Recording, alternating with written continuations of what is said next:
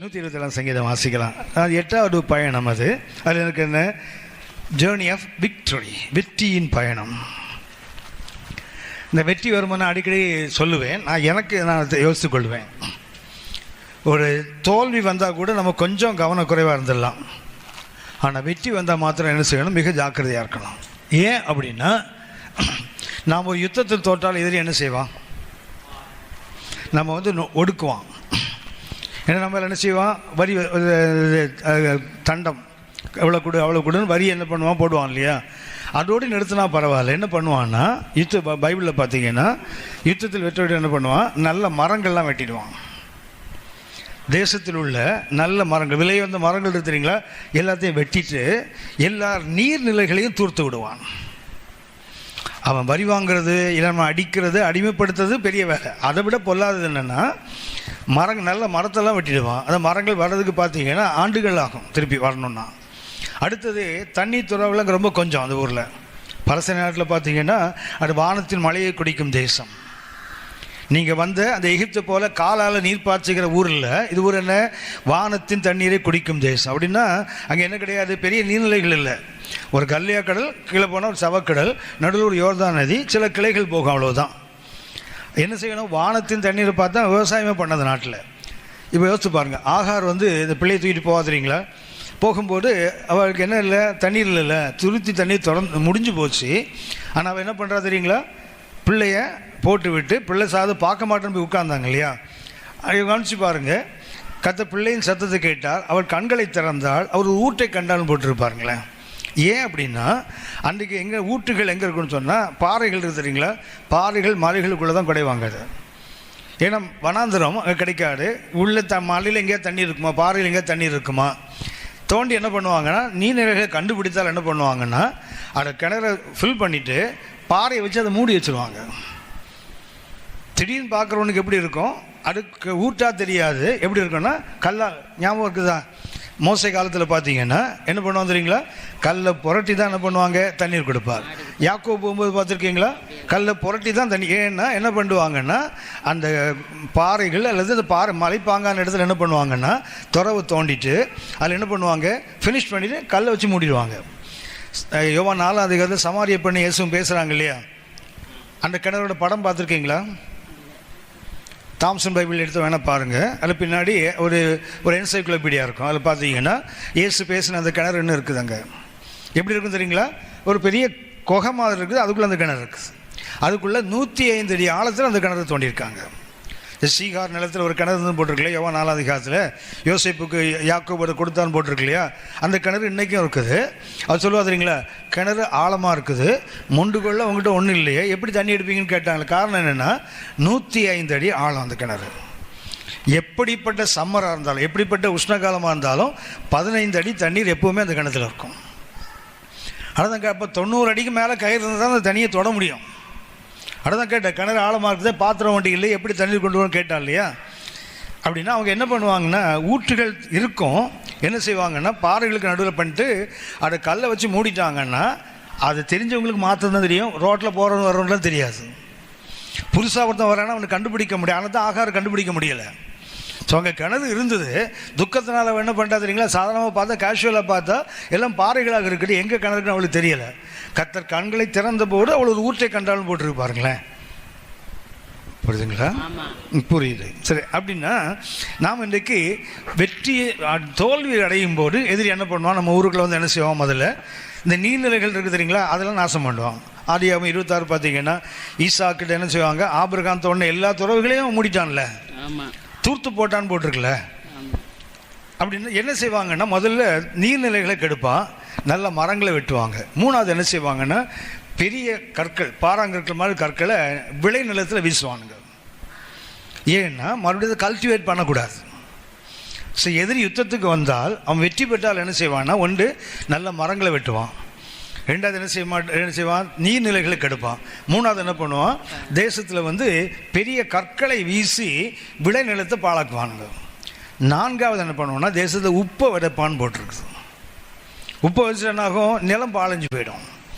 எலிசாடு சொன்னா தெரியுங்களா, சமாரியர்கள் சொன்னா தெரியுங்களா, எரிகோ மக்கள் சொன்னாங்க இல்லையா, குடியிருப்புக்கு நல்லது, நிலமோ பாழானது. ஏன்னா உப்பு உப்பு. அது 4 காரியங்களை எதிரி செய்வான். அவன் வெற்றி பெற்று நாம் தோற்று போயிட்டோன்னு என்ன பண்ணுவான், நம்ம அடிமைத்தனத்துக்கு உட்படுத்துவது இல்லாமல் இப்படிப்பட்ட காரியங்களை செய்வான். நல்ல நீர்நிலைகளை கெடுப்பான், நல்ல மரங்களை வெட்டுவாங்க. மாத்திரமல்ல, 3வது விளைநிலங்களை பாழாக்குவான். அவ்வளோ சீக்கிரம் அந்த கல்லெல்லாம் எடுத்து மறுபடியும் கல்டிவேட் பண்ண முடியாது. 4வதாக உப்பை வரிச்சிட்டான்னா தேசம் பாழா போயிடும். இது எதிரி வெற்றி பெற்றால். எதிரி தோல்வி அடைந்தால் என்ன பண்ணுவான்? எதிரி வெற்றி பெற்றால் இப்படிலாம் செய்வான். எதிரி தோல்வி அடைஞ்சால் என்ன பண்ணுவான்னா, ஓடி போகும்போது அவன் ஆயுதங்கள் இங்கே போட்டு ஓடி போயிடுவான். அவன் தோற்றான்ல, ஓடி போயிடுவான். என்ன பண்ணுவாங்களா, அவனுடைய வெப்பன்ஸை இங்கே போட்டு போயிடுவான். நமக்கு என்ன தோணும், உடனே எடுத்து அதான் பண்ணுறான்.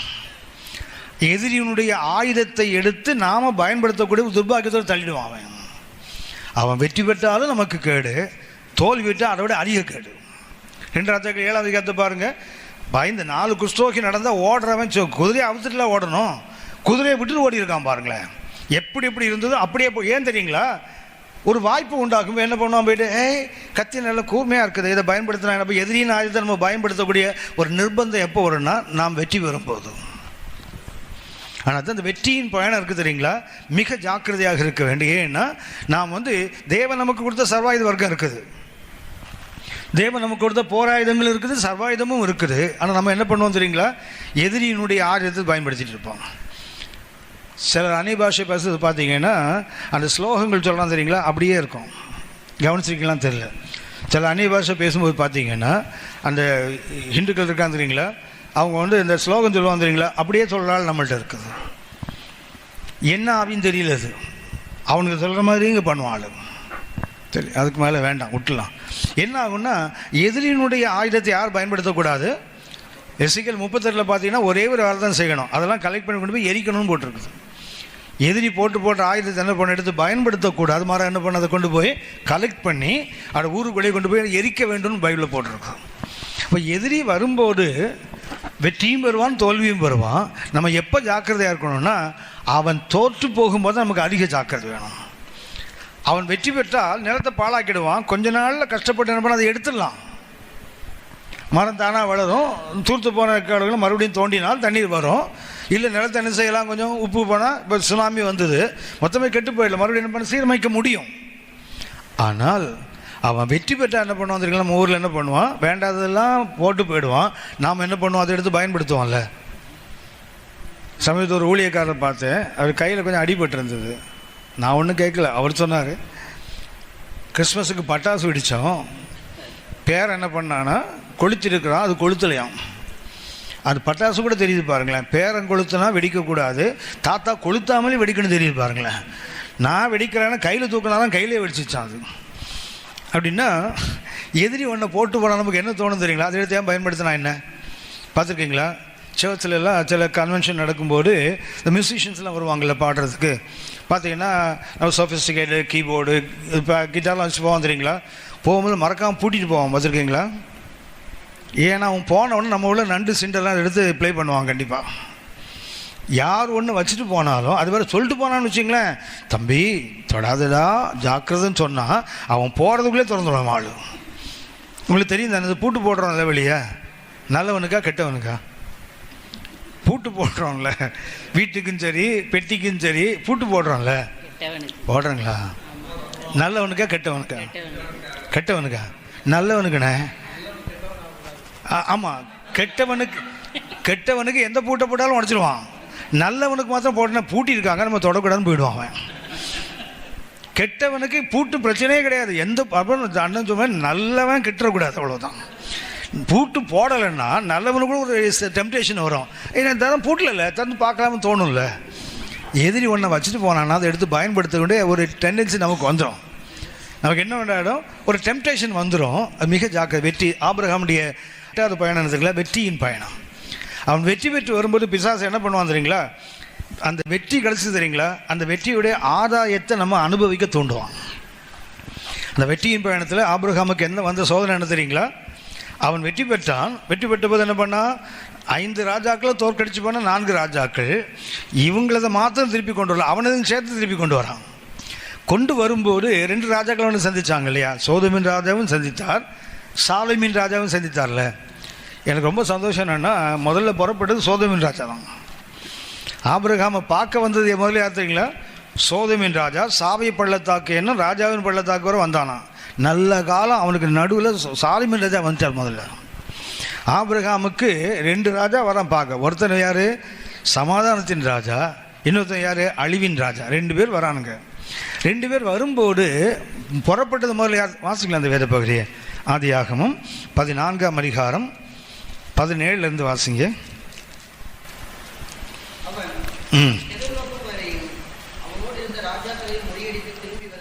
என்ன பண்றார்? ஆபிரகாம் முறியடித்து திரும்பி வருகிறார். முதல்ல புறப்பட்டது யார்? சோதோமின் ராஜா தான் புறப்படுறான். நல்லா கவனிச்சுக்கோங்க, அழிவின் செய்தி தான் எப்பவும் முதல்ல வரும், புறப்படும். இப்போ மீட்பின் செய்தி அப்புறம் தான் வரும். எஸ்தர் புஸ்தகமாக இருந்தாலும் சரி தான், இன்னைக்குள்ள எஸ்தராக இருந்தாலும் சரி தான், எல்லாருக்கும் என்ன கதை தான்? முதல்ல எது வரும்? அழிவு தான். அது நமக்கு புரியலை, ஆனால் பட் அதான் நடக்கும். வீட்டில் வாத்து பாருங்கள், இப்போ எடுக்காதீங்க சரியா? அப்போ தான் எடுக்கணும்னு தோணும் உங்களுக்கு. சரி, 2 நாளாகும். 25 பார்த்தீங்கன்னா அமர்சியான ஒரு ராஜா இருந்தான்ல, அந்த ராஜா என்ன பண்ணுறான்? தன்னுடைய இராணுவத்தை எண்ணுகிறான். 3 லட்சம் பேர் இருக்காங்க. இவனுக்கு யுத்தத்துக்கு போனால் 4 லட்சம் பேர் வேணும். கணக்கு போட்டு என்ன பண்ணுறான்? எதிரோட யுத்தத்துக்கு போனால் 3 லட்சம் போடாது. கணக்கு போட்டு என்ன பண்ணுறான்? 100 தாலந்து வெள்ளியை கொடுத்து பக்கத்து ஊர் இஸ்ரவேலிருந்து 1 லட்சம் கூலிப்படையை வரைக்கும் வாங்கிட்டான். இது வரைக்கும் கதை பார்த்துட்டே இருக்கிறார். அவன் வந்த உடனே போய் இவர் உதிக்கத்தை போய் சொல்கிறாரு, யுத்தத்துக்கு போகிறதான நீ போ, அவனை திருப்பி அனுப்பு. ஆண்டவரே, முதல்ல சொல்லியிருந்தால் 100 தாலந்து வெள்ளி மிச்சமாக இருக்கும்ல. 3.5 டன்னு, கொஞ்சம் அற்ப சொப்பம் இல்லை. 100 தாலந்து என்பது 3.5 டன் வெள்ளி. இவ்வளோ கொடுக்குற வரைக்கும் சும்மா உட்காந்தீங்களே, முதல்ல சொல்லி தொலைக்கக்கூடாது ஆண்டவரே. அதுதான் கர்த்தருடைய கிருபை. முதல்ல சொல்லியிருந்தால் நீ நிறுத்திருப்பல்ல. பாதி தூரம் போன பிறகு சொன்னால் தானே திரும்பி வர்றது கஷ்டம். பாதி தூரம் போன பிறகு தான் கர்த்தருக்கு கீழ்ப்படிவோமா இல்லை நம்ம தொடங்குறதுக்கு கீழ்ப்படிவோன்னு அப்போ தான் தெரியும். முதல்ல சொல்லிட்டா யார் வேணால் நின்றுவானே. கர்த்தர் சொல்லிட்டாரு வேணா நிற்பான்ல. கொஞ்சம் தூரம் போன பிறகு, இன்வெஸ்ட் பண்ண பிறகு, தலையை காலை நீட்டின பிறகு கர்த்தர் சொன்னால்தான் நான் கர்த்தருக்கு கீழ்ப்படுகிறேன்னா இல்லை அப்போ தான் அன்னதான் கர்த்தர் பார்த்து சும்மா உட்காந்துருக்காரு. அவன் ஒரு சொன்னார் 100, அவன் கேட்குறான் 100 தாலந்து வெள்ளிக்கு நான் என்ன பண்ணுவேன்? கர்த்தரை விட அதிகம் என்னால் கொடுக்க முடியுமே, கர்த்தர் உனக்கு அதிகம் கொடுக்க முடியுமே அப்படின்னா, ஆண்டவரே முதல்ல வந்து சொல்லியிருந்தா நான் கேட்டிருப்பேன்ல. முதல்ல சொன்னால் எந்த குப்புசாமியும் கேட்பானே, அப்புறம் அகஸ்டினுக்கு என்ன வேலை இருக்குது? ஆண்டவர் சொன்னால் அகஸ்டின் கேட்பான்னு எப்போ தெரியும்னா, நான் தொடங்குறதுக்கு முன்னாடி சொன்னால் நம்ம கீழ்ப்படிஞ்சிருவோம். தொடங்குற பிறகு நமக்கு ஒரு கௌரவம் இருக்குல்ல. 100 தாலந்து கொடுத்துட்டேன், பக்கத்து ஊர்லேருந்து 1 லட்சம் பேர் வாங்கிட்டேன், இப்போ எந்த மூஞ்சை வச்சுட்டு அவன்கிட்ட நீ போடான்னு எப்படி சொல்லுவேன்? அப்படி தானே நம்ம பிரச்சனை. அந்த சூழ்நிலையில் நம்ம கர்த்தருக்கு கீழ்ப்படிவோமா, நம்ம விருப்பத்துக்கு கீழ்ப்படிவோம்னு பார்க்கிறது தான் கர்த்தர் கொஞ்சம் அமைதியாக இருப்பார். யோசித்து பாருங்க, ஆபிரகாமை சந்திக்க முதல்ல யார் வராங்க? சாலேமின் ராஜா வரல, புறப்பட சோதோமின் ராஜா. அவன் தான் புறப்படுகிறான். வாசியமா 14:17. ஆதியாகமம் 14:17. அவன் கெதர்லோகோமரையும் அவனோடு இருந்த ராஜாக்களை முறியடித்து திரும்பி வருகிற போது சோதோமின் ராஜா புறப்பட்டு ராஜாவின் பள்ளத்தாக்கு என்னும் சாவே பள்ளத்தாக்கு மட்டும் அவனுக்கு எதிர்கொண்டு போனான். அன்றியும் உன்னதமான தேவனுடைய ஆசாரியனாய் இருந்த சாலமின் ராஜாவாகிய மெல்கிசேதேக்கு அப்பமும் திராட்சை ரசமும் கொண்டு வந்து 2 பேரும் 2 ராஜாக்கள் புறப்படுறாங்க. சந்திக்கிறது ராஜாவின் பள்ளத்தாக்கு, சாவை பள்ளத்தாக்கில். முதல்ல புறப்பட்டவர் சோதோமின் ராஜா, அப்புறம் சாலேமின் ராஜா. ஆனால் கர்த்தருக்கு மகிமை முந்தி கொண்டது சாலேமின் ராஜா. ஒரு வேளை முதல்ல சோதோமின் ராஜா முதல்ல வந்திருந்தா ஆபிரகாம் வந்து என்ன பண்ணிப்பார்? அவன் என்ன சொன்னான் தெரியுங்களா? பொருள்களை எல்லாம் நீ எடுத்துக்கோ, ஜனங்களை மாத்திரம் எனக்கு தா. இங்கிலீஷில் பார்த்தீங்கன்னா take away all the properties and give me the souls.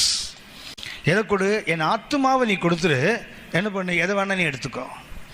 இன்றைக்கி பிசாசு என்ன பண்ணுவாந்தீங்களா? வெற்றி பெறும்போது நமக்கு என்ன சொல்லுவாந்தீங்களா? உனக்கு என்ன வேணா கொடுக்குறேன், உன் ஆத்துமா மாத்திரம் கொடுத்துரு. இவன் என்ன கொடுத்தாலும் அதோட விலை அதிகதுன்னா நம்முடைய ஆத்துமா. உலகம் முழுவதையும் ஆராமை கொண்டாலும் தன் ஜீவன் அப்படின்னா ஒரு தன்னுடைய சோல் எவ்வளோ விலைன்னா உலகத்தோட விலை அதிகம். பிசாசு என்ன பண்ணுவான் தெரியுங்களா? முதல்ல பொருளை கொடுத்து ஆத்மாவை தேட நினைப்பான். காசை கொடுத்துட்டு என்ன பண்ணுறான், ஆவிக்குரிய வாழ்க்கை கெடுக்கத்தானே நினைக்கிறான்.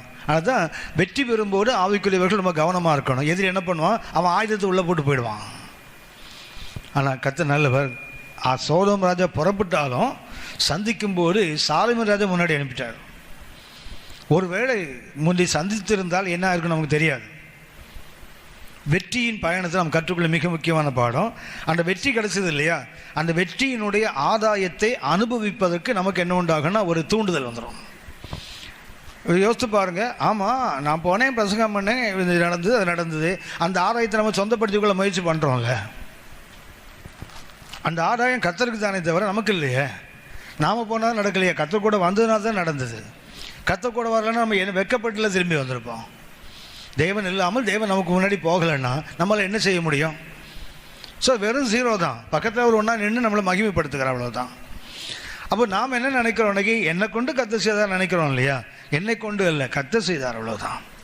என்னை கொண்டு செய்திருந்தால் என் ஓட்ட உடசெல்லாம் அங்கே வெளியே வந்திருக்கும். கர்த்தர் செய்தால் மாத்திரம்தான் அப்படி மகத்துவம் வெளிப்படும் இல்லையா. என்ன பண்ணுவோன்னா, ஒரு வெற்றி கிடைத்தோம் நமக்கு என்ன தோணும்னா, தேவனுக்கு சேர வேண்டிய அந்த மகிமையை நம்ம எடுக்க தோன்றும். அதுதான் கவனமாக இருக்கணும். எதிரி அதைத்தான் தூண்டுவான். இங்கே பார்த்தீங்கன்னா 2 ராஜாவில் ஒருத்தன் என்ன பண்ணுறான், இதை தரேன்றான். ஒருத்தன் அப்பவும் அது என்ன, தேவனுடைய மகிமையை கொண்டு வரான். பின்னாடி நடக்க போகிற அந்த ஒரு புதிய உடன்படிக்கைக்கு முன்னாடியே நிலதான் அவனுக்கு கொண்டு வரான் பாருங்களா. அப்பவும் திராட்சரசமும் கொண்டு வந்து ஆசீர்வதிச்சான் இல்லையா. மன்னா கூட பின்னாடி தான் கொடுக்கப்பட்டது. யோவான் 6ஆம் அதிகாரத்தில் பார்த்தீங்கன்னா, உங்கள் முற்பிதாக்கள் மன்னாவை சாப்பிட்டாங்களே வனாந்தரத்தில், ஆனால் நான் கொடுக்குறது தான் வானத்திலிருந்து மெய்யான மன்னா, மெய்யான அப்பம். நானே ஜீவப்போன்னு இயேசு பேசினார் இல்லையா. இதுக்கு அடையாளம் என்ன தெரியுங்களா? அதாவது மன்னா என்பது நம்ம இன்றைக்கி விட பந்தி. இந்த பந்தி இருக்குது, இட்ஸ் ஓப்பன் மன்னா. இது வெளியரங்கமான மன்னா தெரியும், இது கர்த்தருடைய மகிமை. அப்படி தான் போட்டு யாத்திராவும் 16 பார்த்தீங்கன்னா 16ஆம் அதிகாரத்தை பார்த்தீங்கன்னா கர்த்தர் சொல்வார், சாயங்காலம் காடை வந்து விடும், காலையில் கர்த்தருடைய மகிமை வெளிப்படும். என்ன வெளிப்பட்டது? மன்னாவாக விழுந்தது. அப்படின்னா கர்த்தருடைய மன்னா மகிமை தானே வெளிப்பட்டது. அந்த மன்னா பின்னாடி வரப்போகிற இயேசு சொல்வார், அந்த மன்னா இருக்குது, அது மகிமையின் மன்னா இல்லை. இன்னும் சொல்ல போனால் அது மகிமை தான், கொஞ்ச நாளில் காணாமல் போயிடுச்சுல்ல. 40 வருஷம் தானே அதுக்கு லாஞ்சிவிட்டி, அப்புறம் காணாமல் போயிடுச்சு. ஒரு நாளைக்கு போதுமாக இருக்கும், ஓய்வு நாளைக்கு கொஞ்சம் தாக்கு பிடிக்கும், அதுக்கு மேலே வச்சா பூச்சி பிடிச்சிரும்ல. அப்படின்னா அந்த மகிமை என்ன மகிமை? ஒரு ஃபேடிங் க்ளோரி. ஆனால் பின்னாடி வந்த மன்னா இயேசு, அவர் இஸ் அ ஹிடன் மன்னா. அவர் யாருன்னு போட்டிருக்குது, அவர் மறைவான மன்னா. அந்த மன்னா இருக்குது தெரியுங்களா, அது நிழல், இவர் பொருள். நாம் இன்றைக்கி எந்த பக்கம் வர கற்றுக்கொண்டோம் என்றால், அது நிழலை பார்க்க கற்றுக்கொண்டோம், பொருளாகி அவரை பார்க்க கற்றுக்கொள்ளலையே. காரணம் என்னன்னு சொன்னால், வெற்றி கிடைத்தது. அந்த வெற்றியின் ஆதாயத்தை என்ன பண்ணுறோம், நாம் அதை அனுபவிக்க விரும்புகிறோம், அது நமக்கே சொந்தப்படுத்தி கொள்ள விரும்புகிறோம். அது எப்போதுமே ஆபத்தை உண்டாக்கும். சரி, இந்த ஆபிரகாம் பார்த்தீங்கன்னா 24ஆம் வசனம் வாசிங்க. ஆதியாகமம் 14ஆம் அதிகாரம் 24ஆம் வசனம். வாலிபர் சாப்பிட்டது போக என்னுடனே வந்த ஆனேர், எஸ்கோல், மம்ரே என்னும் புருஷருடைய பங்கு மாத்திரமே வர வேண்டும். என்ன சொல்றாங்க தெரியுங்களா? கொள்ளை எடுத்துக்கொண்டு பொருள் வராங்க, அவனுக்கு என்ன கொடுக்கப்பட்டது? எல்லாத்தையும் எடுத்துக்கோ. அன்னைக்கு என்ன சொன்னா தெரியுங்களா? எனக்கு ஒன்றும் வேண்டாம், என்னோட உடன்படிக்கை பண்ண 3 பேர் இருக்கிறாங்க, ஆனேர், எஸ்கோல், மம்ரே. இந்த 3 பேருக்கு என்ன வரணும்? பங்கு போகணும். ஏன்னா அவன் யுத்தத்துக்கு வந்திருக்கான் கூட. அடுத்தது வாலிபர் சாப்பிட்ருக்கான்.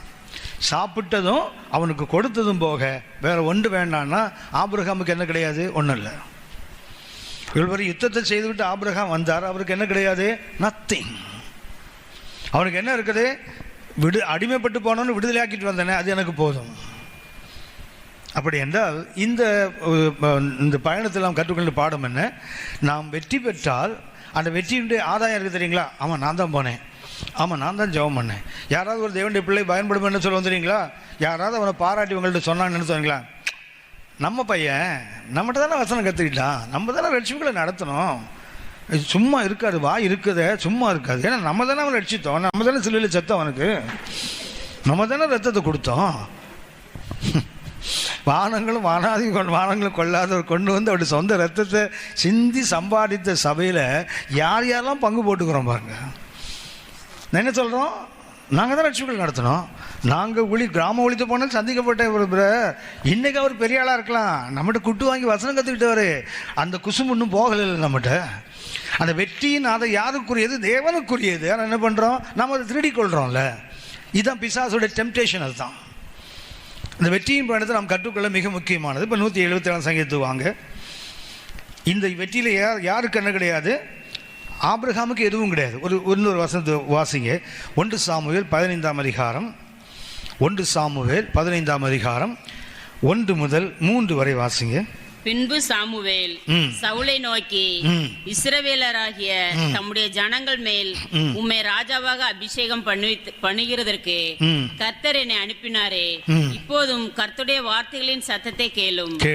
சேனைகளின் கர்த்தர் சொல்லுகிறது என்னவென்றால், இஸ்ரவேலர் எகிப்திலிருந்து வந்தபோது அமலேக்கு அவர்களுக்கு வழிமறித்த செய்கையை மனதிலே வைத்திருக்கிறேன். இப்போதும் நீ போய் அமலேக்கை மடங்கடித்து அவனுக்கு உண்டான எல்லாவற்றையும் சங்கரித்து அவன் மேல் இரக்கம் வைக்காமல் புருஷரையும் ஸ்திரீகளையும் பிள்ளைகளையும் குழந்தைகளையும் மாடுகளையும் ஆடுகளையும் ஒட்டகங்களையும் கழுதைகளையும் கொன்றுபோட கடவாய் என்கிறார்.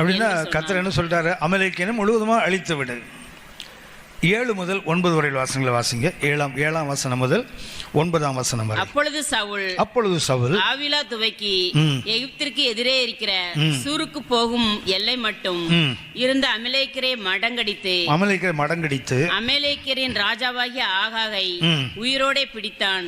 கொல்லணும்ல, கொல்ல வேண்டுமான என்ன பண்றான்? அவன் உயிரோடு வைக்கிறான். அடுத்தது, ஜனங்கள் யாவரையும் பட்டய கருக்கினாலே சங்காரம் பண்ணினான். சவுலும் ஜனங்களும் ஆகாயம் ஆடு மாடுகளில் முதல் தரமானவைகளையும் இரண்டாம் தரமானவைகளையும் ஆட்டுக்குட்டிகளையும். அப்படின்னா என்ன பாருங்க, அந்த வெற்றியின் ஆதாயத்தை அனுபவிக்கணும் தோணுது பாருங்களேன்.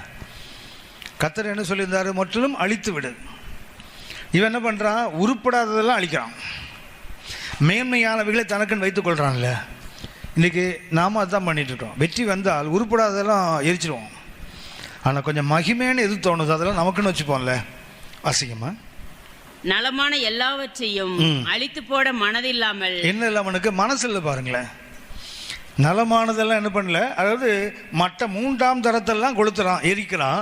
ஆனால் முதல் தரம் 2ஆம் தரத்தை என்ன பண்ணுறான் தெரியுங்களா? அதை அழிக்க மனசு வர மாட்டேங்குது. 2ஆம் 3ஆம் தரத்தை பிள்ளைங்களுடைய ஒன்று நம்மகிட்ட அப்படியே இருக்குது. குழந்தைங்களுக்கு ஏதாவது ஒரு குழந்தைக்கு ஒரு பார் சாக்லேட், உருண்டை சாக்லேட், நீண்ட சாக்லேட், மாவு எல்லாத்தையும் வாங்கி கொடுத்தீங்கன்னு வச்சிங்களேன். இவ்வளோ கையில் வச்சுருக்கு தெரியுங்களா? இந்த அம்மா சும்மா இருக்காது, அது சும்மாவாக இருந்து தொலைக்கலாம்ல, அது அம்மாவாகவே மாறிடும். என்ன பண்ணு தெரியுங்களா? டேய் பாப்பாவுக்கு ஒன்று கொடுறான்னு சொல்லணும். ஏதோ ஒரு குழந்தை வந்ததுன்னா இதுக்கு என்ன பண்ணி பாக்கு வளர்த்து வச்சுட்டு எதை கொடுக்குறதும் குழப்பம் வந்துடும் அதுக்கு. ஹலோ, 1 2ன்னா என்ன பண்ணோம்? இந்தப்பா கத்தாழி தான் கொடுத்துரும். வித்தியாசமான நிறைய சாக்லேட் இருக்குது. ஒரு குழந்தைக்கு ஒன்று கொடுன்னு கேட்டால் என்ன பண்ணணும் தெரியுங்களா? அது சூஸ் பண்ணும், எதில் உருப்படாததுன்னு பார்க்கும், அடுத்தது கொடுக்கும் இல்லையா? இவ்வளோ நீள பார் சாக்லேட் இருக்குன்னா வாய் இவ்வளோ இருந்தால் கூட இவ்வளோ நீள சாக்லேட் உள்ளே வச்சுக்கோம். ஏன்னா இது நமக்கு இல்லை. யாருக்கு எதை கொடுப்போம் தெரியுங்களா? இது இன்னும் வேடிக்கை தெரியுங்களா? இந்த அப்பா இருக்கா தெரியுங்களா?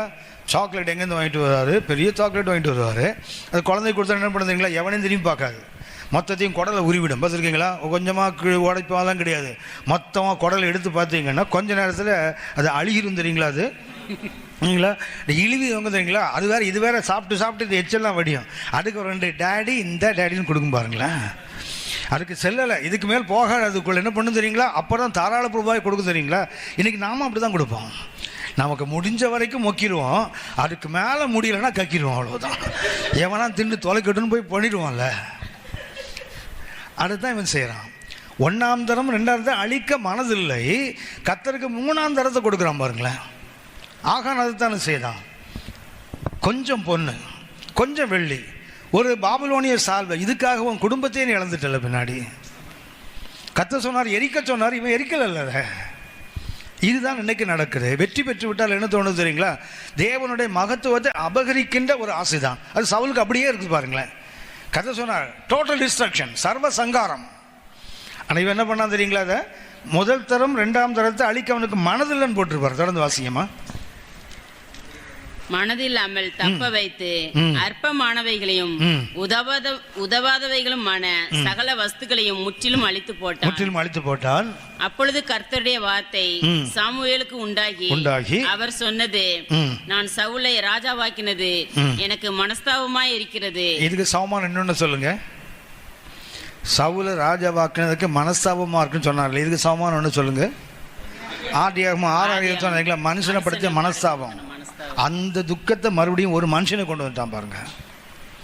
அன்றைக்கு இருந்த முழு மனிதகுலமும் கர்த்தரை மனஸ்தாபப்பட வைத்தது இந்த ஒரே ஒரு புண்ணியவான் அதே இடத்துக்கு கர்த்தரை கொண்டு வந்துட்டான் பாருங்களேன். கர்த்தரை மனஸ்தாபப்பட வைப்பதுக்கு ஒரு பெரிய கூட்டம் வேணும்னு அவசியம் இல்லை. ஒரே ஒரு ஆள் கூட செய்ய முடியாது. கர்த்தரை அள வைக்க முடியும், கர்த்தரை மனமுடைய செய்ய முடியும், கர்த்தரை வெறுப்பேற்ற முடியும். ஒரு பெரிய கூட்டம் வேணும்னு அவசியம் இல்லை. It can be done by a single person. ஒரு அப்படின்னு நம்ம நினைக்கிறோம், நான் என்ன பெருசாக பண்ணிட்டேன். அந்த மொத்த மனிதகுலமும் செய்ததை ஒரு தனிப்பட்ட மனுஷனே செய்யலாம் பாருங்களேன், மனசாபப்பட வச்சுட்டான் பாருங்களேன். ஏன் தெரியுங்களா? அந்த வெற்றியின் ஆதாயத்தை தனக்கென்று சொந்தப்படுத்திக் கொள்ள அவன் விரும்பினான். அது கர்த்தருக்கு மனஸ்தாபத்தை உண்டாக்கிச்சு. அன்றைக்குள்ள உலகம் அக்கிரமத்தால் நிறைந்து எப்படிப்பட்ட அக்கிரமத்தில் இருந்ததோ அது ஒரு தனிப்பட்ட மனித வாழ்க்கையிலே இருந்திருக்கு பாருங்களேன். சரி, இதில் இந்த சங்கீதம் நாம் கற்றுக்கொள்ள பாடம் என்ன? சங்கீதம் 127:1 வாசிங்க. கர்த்தர் வீட்டை கட்டாராயில். இது யாருடைய சங்கீதம்? சாலமோன் பாடினார். மறக்காமல் அது சொல்லுங்க. ஆமாம், தாவீது சங்கீதம்னு ஒன்று என்ன பண்ணக்கூடாது ஒன்று. ஆமாம், ஏதோ ஊரில் போயிட்டு மொட்டை போட்டது தான் மனைவி நானா. அந்த ஊரில் மொத்தமும் மொட்டை தான், சரியா? எல்லாம் மொட்டை போட்டு அனுப்பிட்டு இருக்கிறான். அது யாருங்க உங்கள் ஓவியா தான் மொட்டை போட்டிருக்குல்ல, பார்க்கலாம் ஒரு 200 மொட்டை தெரியுது. அந்த மாதிரி என்ன பண்ணக்கூடாது, இந்த பொத்தம் பொதுவாக பண்ணுற இருக்கக்கூடாது. வாசிங்கம்மா, திருப்பி வாசிங்க. இந்த சங்கீதம் யாருடையது? சாலமோன். என்ன சொல்லலாம் தெரியும்? 3 கருத்துக்கள் நம்ம அதில் கவனிக்கணும். நாம் ஒரு வெற்றியை பெற்றால் முதல்ல என்ன கவனிக்கணும்? அந்த 1ஆம் வசனத்தில் பார்த்தீங்கன்னா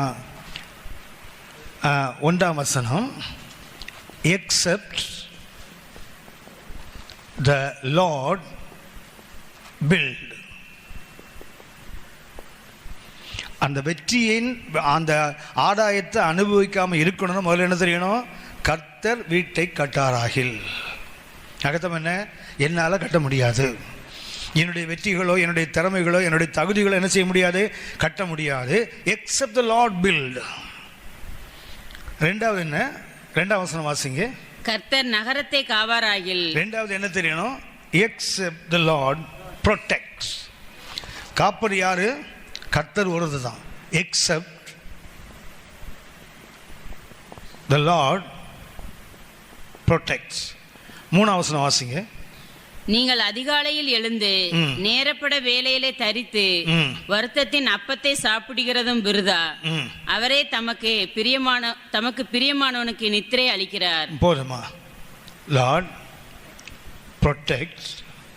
3வது எக்ஸப்ட் த லார்ட் ப்ரொவைட். தேவன் கட்டாவிட்டால், தேவன் காக்காவிட்டால், தேவன் கொடுக்காவிட்டால், ஒரு வெற்றி பெற்று வரோமே, இப்போ என்ன தொடர்ந்து தெரியுங்களா? நாம் பெற்ற வெற்றி எனக்கு உதவாது. கட்ட வேண்டியது யாரு? கர்த்தர் தான். அடுத்தது, நான் 4 ராஜாக்களை வெற்றி பெற்றுட்டேன், ஆனால் இனிமேல் யார் என்கிட்ட இல்லை, கர்த்தர் உன்னை பாதுகாத்தாதான். 3வது, அதான் எனக்கு எல்லாம் கிடைச்சிட்டது இல்லை, எக்ஸப்ட் தி லார்ட் ப்ரொவைட். கர்த்தர் நமக்கு கொடுத்தால்தான். இந்த வெற்றியை பெறுகிற 3 இந்த கருத்து எப்போதுமே இருக்கணும். ஆபிரகாமுடைய அவனுக்கு என்ன தெரியுங்களா? ஏன் கையை தூக்கினா தெரியுங்களா மேலே? ஆதியாகமம் 14ஆம் அதிகாரம் 24ஆம் வசனம் வாசிங்க. ஆதியாகமம் 14:24. வாலிபர் சாப்பிட்டது போக என்னுடனே வந்த ஆனேர், எஸ்கோல், மம்ரே என்னும் புருஷருடைய பங்கு மாத்திரமே வர வேண்டும். இவர்கள் தங்கள் பங்கை எடுத்துக்கொள்ளட்டும் என்றான். அதுக்கு முன்னாடி 20ஆம் வசனம் வாசிங்க. 20ஆம் வசனம். உன் சத்துருக்களை உன் கையில் ஒப்பு கொடுத்த உன்னதமான தேவனுக்கு ஸ்தோத்திரம் என்று சொன்னான். இவனுக்கு ஆபிரகாம் எல்லாவற்றிலும் தசமபாகம் கொடுத்தான். அப்படின்னா இவனுக்கு ஒப்பு கொடுத்தவர், வெற்றி கொடுத்தது யாரு? உன்னதமான தேவன். அது தொடர்ந்து பாத்தீங்கன்னா 23ஆம் வசனம் வாசி. 22-23 வாசிங்க. அதற்கு ஆபிரகாம் ராஜாவை பார்த்து, ஆபிரகாமை ஐஸ்வர்யவாக்கினேன் என்று, ஆபிரகாமை ஐஸ்வர்யவாக்கினேன் என்று நீர் சொல்லாதபடிக்கு நான் ஒரு சரட்டை ஆகிலும் பாதரட்சின் வாரை ஆகிலும் உமக்கு உண்டானவைகளில் யாதொன்றை ஆகிலும் எடுத்துக்கொள்ளேன் என்று வானத்தையும் பூமியையும் உடையவராகிய உன்னதமான தேவனாகிய கர்த்தருக்கு நேராக என் கையை உயர்த்துகிறேன். அதுக்கு அர்த்தம் என்ன? அந்த வெற்றி பெறும் போது அவனுக்கு என்ன இருக்கு தெரியுங்களா? மனுஷன் கை நீட்டிடக்கூடாது. யார்கிட்ட நீட்டணும்? கர்த்தர்கிட்ட. அதில் 2 லேஸ் இருக்கு பாருங்களேன். 21ஆம் வசனத்தில் என்ன லேஸ் எல்லாம் இருக்குது? ஒரு சரட்டை ஆகிலும் இருக்கா? சரடுனா என்ன? நெக்லேஸ். நெக்லேஸ். அப்புறம் பாதரட்சை வர ஷூ லேஸ். ரெண்டு லேசான விஷயம், ஆனால் ஒன்று கழுத்து நெரிச்சிடும், ஒன்று காலை முடைக்கணும். நெக்லேஸ் பார்த்துருக்கீங்களா? மூச்சு விட முடியாத கழுத்தை மாட்டி நாய்ப்பட்ட மாதிரி ஒன்று போட்டு தெரியுது இல்லை, அதுக்கு பேர் தான் நெக்லேஸ். சரியா? கவனித்து கொள்ளுங்கள். பாருங்கள், பேரே நல்லா இருக்குது. லேசாக போடுன்னு அர்த்தம். நெக்கில் என்ன இருக்கணும்? லேசாக போட தான் நெக்லேஸ்ன்னு பேர். ஷூவில் என்ன பண்ணு? லேசாக கட்டுன்னு அர்த்தம். இது வீட்டுக்கு பார்த்துருக்கீங்களா? ஸ்கூலில் பிள்ளைகளை பருவம் பார்த்துருக்கீங்களா? அது ஓடி இங்கே ஓடி அங்கே ஓடி கடைசியில் அந்த ஃபினிஷிங் தச்சு என்ன தெரியுங்களா? அது லேசாக கட்டணும். அது இறுக்கி கட்டினா என்ன ஆகும்? பட்டுன்னு அறுந்து போயிடும் பாருங்களேன். ஆனால் தான் லேசாக கட்டணும் தான் அதுக்கு ஷூ லேஸு. இது நெக். எவனுக்கு புரியும் போது தமிழ்நாட்டுக்கு நல்ல புரியும். அது என்ன சொல்லலாம் தெரியுங்களா? ஹெட் டு டோ, தலையிலிருந்து கால் வரைக்கும் ஒன்றியை நான் எடுத்துக்கொள்ள மாட்டேன். அதுக்கு அது கத்தா தான்.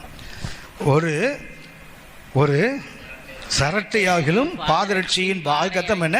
ஹெட் டு டோ, தலையிலிருந்து கால் வரைக்கும் எனக்கு அநேக தேவைகள் இருக்குது. ஆனால் அதுக்காக மனுஷனை கை நீட்ட மாட்டேன். நம்ம இன்னைக்கு சின்ன காரியத்துக்கு மனுஷனை கை நீட்ட மாட்டோம், பெருசுக்குன்னா கை நீட்டிடுவோம். சின்ன காரியங்களுக்கு என்ன பண்ண மாட்டான்? அது என்ன பெரியதாப்பா. ஷூலேஸுக்கு யாரும் கை நீட்ட மாட்டோம். ஒரு கோணிக்காரை போட்டாலும் கட்டிடுவோம். ஆனால் நெக்லஸுக்கார கோணி வேறு கட்ட முடியாதுல்ல. அப்போ என்ன பண்ண? ஒரு கல்யாணத்துக்கு போனால் யார்ட்ட ஒன்று வாங்கி ஒரு நாய்ப்பட்டையை மாட்டணும்ல. அப்போ அதான் சொல்கிறாரு, அது பெரிய காரியமோ சின்ன காரியமோ நான் என்ன செய்ய மாட்டேன்? மனுஷன் முன்னாடி என் கையை நீட்ட மாட்டேன். இந்த ஆட்டிடியூட் தான் அந்த வெற்றியின் பயணம் இருக்குது தெரியுங்களா? அதில் நமக்கு இருக்க வேணும். இதுதான் அந்த சங்கீதம் 127 வாசிக்கிறேன்னு சொல்கிறாரு. Except the Lord build. உலகமே சேர்ந்து எனக்கு ஒரு சபை கட்டி கொடுத்தாலும் சரிதான், எங்கள் அப்பா கட்டினா தான் அது நினச்சி நிற்கும். ஆமேன், ஆமேன். இன்னைக்கு சபையை கட்டணும்னா என்ன பண்ணுறோம்? எத்தனையோ வழிகள் வச்சுருக்கோம்ல. சபைகளை கட்டுவதற்கு ஒரே ஒரு வழி தான் வேணும்னு சொல்லுது. இயேசு சொன்னால் என் சபையை நான் கட்டுவேன். மத்தேயு 16:12 I will build my church. அப்படின்னா எக்ஸப்ட் த லார்ட் பில். இன்னைக்கு சபைகளை கட்டுவதற்கு பார்த்தீங்கன்னா எத்தனையோ சதி திட்டங்கள், ஏமாற்று திட்டங்கள், கொள்ளக்கார கும்பலோட திட்டங்கள். இன்னைக்கு நான் இதுக்கு மேலே பேசலை. நீங்களே பேசுகிறீங்களா? மனசுக்குள்ளே பேசுகிறீங்க, முகத்தில் பேசுகிறீங்க, கண்ணில் பேசுகிறீங்க. இன்னைக்கு சபைகளை பிடிச்சிருக்க ரெண்டு பைத்தியம் என்ன தெரியுங்களா? ஒன்று மெகா சர்ச் பிளான். ஹலோ, சபையில் சின்ன சபை கட்டக்கூட இப்போல்லாம் பார்த்தீங்கன்னா லட்சங்கள் வர மாதிரி தான் மெகா சர்ச். ரெண்டாவது கண்டிப்பாக ஜெருசலேம் டூர். இன்னைக்கு ஆவிக்குரிய சபைகளை பிடிச்ச ரெண்டு பைத்தியம் என்னென்னா, ஒன்று மெகா சர்ச். நல்லா கவனித்துக்கொள்ளுங்க. ஆத்மா பெருகினா சபை தானாக பெருகும். கவனித்துக்கொள்ளுங்கள். மெகா சர்ச் பிளான் நம்மகிட்ட இல்லை, அவர்கிட்ட இருக்குது. அவர் சபை எப்படி கட்டணும் அவர் தெரியாதா? நாம் என்ன இருந்தால் போடும்? நமக்கு அந்த வெளிப்பாடு இருந்தால் போடும். பேதுருக்கு என்ன சொல்லப்பட்டது? மாம்சமும் ரத்தம் உனக்கு வெளிப்படுத்தலை, என் பிதாவை உனக்கு அதை வெளிப்படுத்தினார். நீ பேதுருவாக இருக்கா, உண்மையை நான் சபையை கட்டுவேன், பாதாளத்தின் வாசல் அதை. எத்தனை மெகா சர்ச் பிளான் போட்டு கட்டாலும் பாதாளம் முழுங்கிடும் சபையை. எப்போ தேவன் கட்டாமல் நம்ம சுய பலத்தில் கட்டினா. சென்னையில் எத்தனை சபைகள் இருக்கு? 7000 8000க்கு மேலே ஒவ்வொரு ஞாயிற்றுக்கிழமையிலும் ஆராதிக்கிற ஸ்தலங்களும் சென்னையில் இருக்குது. எங்கேயோ ஒரு ஊர்லேருந்து மூட்டையை கட்டிட்டு இங்கே வந்து ஒரு நாள் கூட்டத்தில் 3000 பேர் சேர்க்குறேன்னா நீ கொள்ளை அடிக்க வந்த கூட்டம் தானே? நீ அவன் வயிற்று கட்டி வாயை கட்டி உபவாசம் கட்டி ரத்தத்தை சுண்டி தானே ஒரு ஆத்மாவை கொண்டு வரான் சபைக்குள்ளே. மொத்தமாக கொள்ளை அடிச்சுட்டு போனால் இங்கே ஊழியக்காரனே இல்லையா? அங்கே சபையே இல்லையா? சரி போகட்டும். சபையை கத்த தான் கட்டணுமே தவிர இந்த மெகா சர்ச் பிளான் ஒன்று சொல்கிறாங்க தெரியுங்களா? பைபிளில் போட்டிருக்குது. வீடுகள் தோறும் தானே அப்பம் போயிட்டாங்க. அதனால் வீடு தானே நடக்க அவசியம் இல்லை. கர்த்தர் சபையை வளர்த்தால் கர்த்தருக்கு மகிமை. சபை பெருகினால், இடம் பெருகினால், ஆத்மா நமக்கு ஒன்றும் கஷ்டம் இல்லை. தேவனுடைய திட்டம் அதுதான். என்னுடைய விருப்பம் என்ன, நான் இப்படி பைபிளை புரிஞ்சுக்கிட்டேன்னா, முன்மாறி காலத்தில், அதாவது பெந்தகோஸ்து நாளில் என்ன இருந்ததுன்னா வீடுகள் தான் அப்பம் போயிட்டாங்கல்ல. இது பின்மாறி காலம் என்றால் ஒவ்வொரு வீட்லேயும் ஒவ்வொரு ரூம்லேயும் கம்யூனியன் சர்வீஸ் நடக்கணும். ஒவ்வொரு அறையிலும் என்ன பண்ணணும்? தேவனை மகிமைப்படுத்துகிற கூட்டங்கள். ஒரு வீட்டில் இல்லை, அன்னைக்கு வீட்டில் எனக்கு பார்த்தீங்கன்னா ஒவ்வொரு அறையும் தேவனுடைய ஆலயமாக மாறணும்.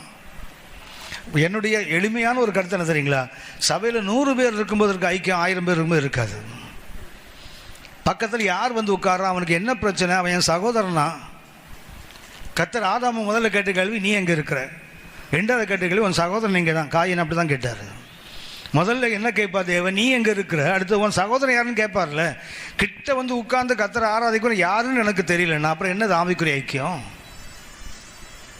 ஒரு ஆவிக்குரிய ஐக்கியம்னு சொன்னால் 1000 10,000 இருக்கட்டும் சபையில், பட் எனக்கு தெரியல.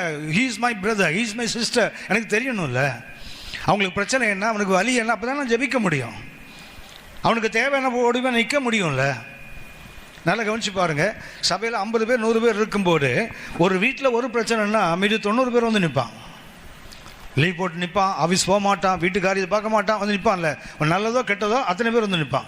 அடுவே ஒரு 500-1000 பெருகும்போது பக்கத்தில் கூட வந்து நிற்க மாட்டான். அவர் வருவார், இவர் கடைசி செவ்வறு மாத்திரம் தான் இருக்கும், வீட்டில் ஆள் இருக்காது, எவனும் வரமாட்டான்ல. காரணம் என்னென்னா சபை பெருகணும், அது தேவனுடைய திட்டம், அதுதான்.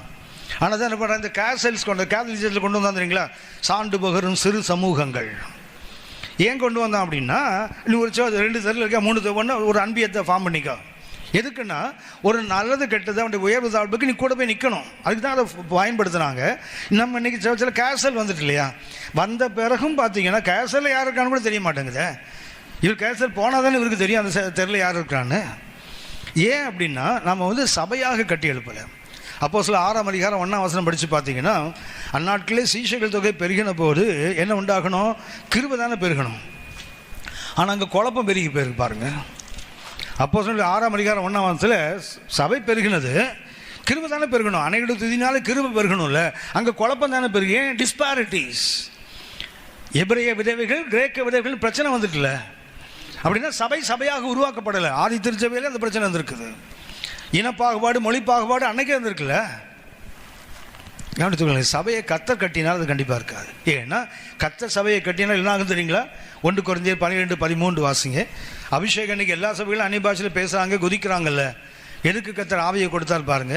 1 கொரிந்தியர் 12ஆம் அதிகாரம் 13ஆம் வசனம். நாம் யூதராயினும் கிரேக்கராயினும் அடிமைகளாயினும் சுயாதீனராயினும் எல்லாரும் ஒரே ஆவியினாலே ஒரே சரீரத்திற்குள்ளாக ஞானஸ்நானம் பண்ணப்பட்டு எல்லாரும் ஒரே ஆவிக்குள்ளாகவே தாகம் தீர்க்கப்பட்டோம். நம்மள யாரா? யூதன் கிரேக்கன் தான், அடிமை சுவாதீனம் தான்.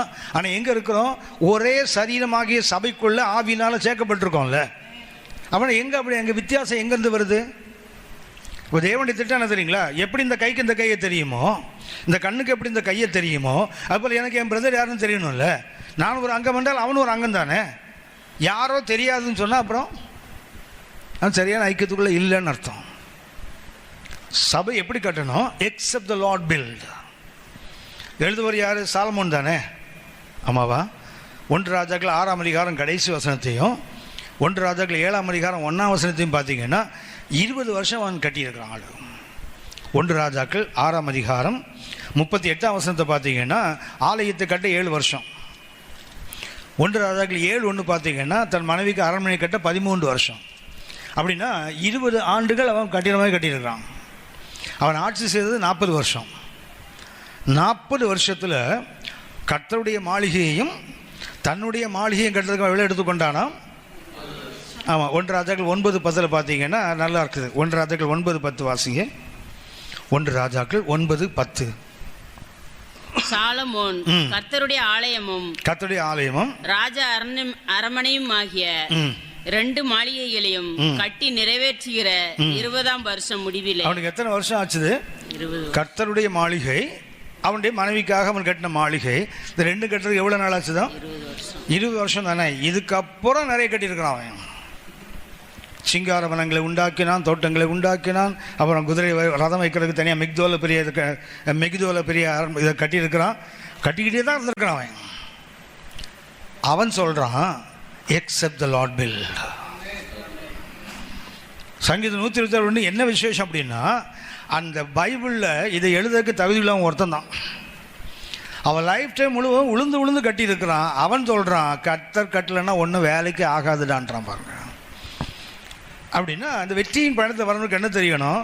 நான் என்ன தான் டொனேஷன் கலெக்ட் பண்ணாலும், என்ன தான் பில் புக் போட்டாலும், என்ன தான் சபையுடைய விசுவாசிலாம் 3 மாத சம்பளத்தை கொடுத்தே ஆக வேணும் சட்டம் போட்டாலும் சரிதான், கர்த்தர் கட்டலைன்னா ஒன்றுக்கும் வருவாது.